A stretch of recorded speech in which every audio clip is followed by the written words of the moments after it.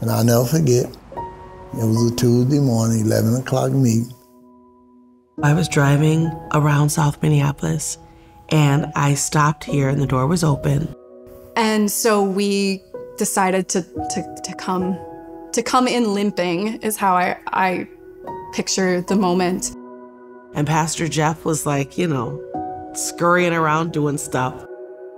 In the early days, I used to have to paint a wall before I went home, just to know that I was trying to make a difference in the world, because I didn't know if I was.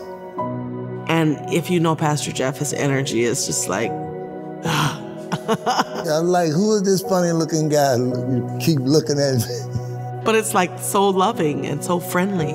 His warmth and his compassion, you know, it stuck with me. It was Jeff who was the glue who held us together.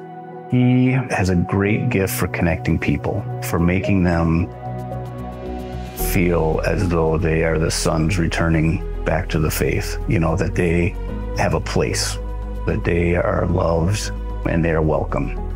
And that's not easy. That's not easy to do.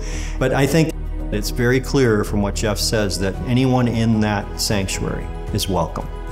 I was taught that hospitality was the core ethic of the Hebrew Scriptures, to welcome the other.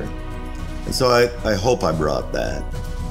And the other thing that I have sought to bring, and I hope I have brought, is I can't call it a correct reading of Scripture, but I'd call it an honest reading of Scripture.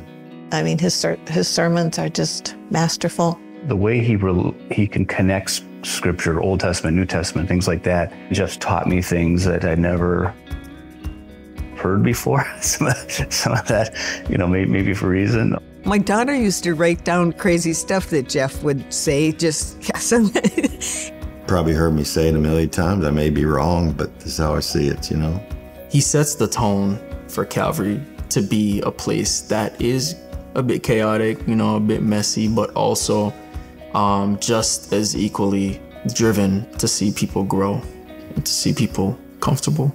One of Jeff's great attributes is his ability to let people shine for who they are. Like, he lets people express their pain, praises, and protests. That's highly unusual. People show up in pain, in joy, in sorrow, and the community holds that together really well.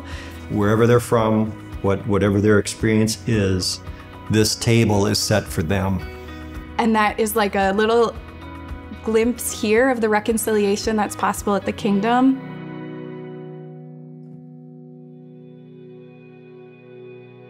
So much of my life has been spent here. My family's life. You know, we raised our 3 girls here. Good times and difficult days. What I received from Calvary was encouragement and grace, the people's support of my family, friendship. Yeah, my best friends are here. We be cracking jokes, get spiritual. And I will miss that interaction. Jeff, you've been an awesome friend. You've been a leader for me in the faith. Jeff, I have loved you from the time that we came here. I love them dearly, though. Yeah. I will miss standing in that pulpit. I will miss handing communion elements to people. I will miss walking into that Mississippi River and baptizing. I will miss sharing people's vows at their weddings. And I will miss the opportunity to help them say goodbye to loved ones at funerals. I will miss opening up the scriptures with people.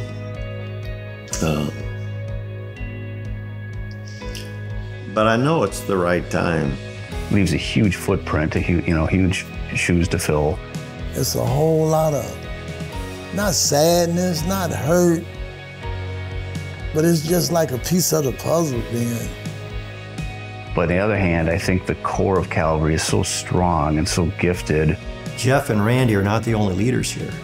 They've fostered a culture of leadership that I think is going to really help Calvary into the future. Calvary hopefully will be bold and creative in ways that I never even saw or thought of. So I think the future is bright, incredibly bright.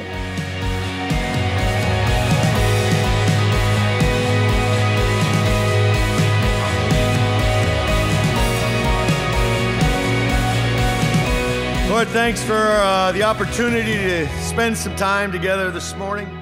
Thank you for the gift of life, for the gifts of this congregation, for her dreams, her treasures, her stories.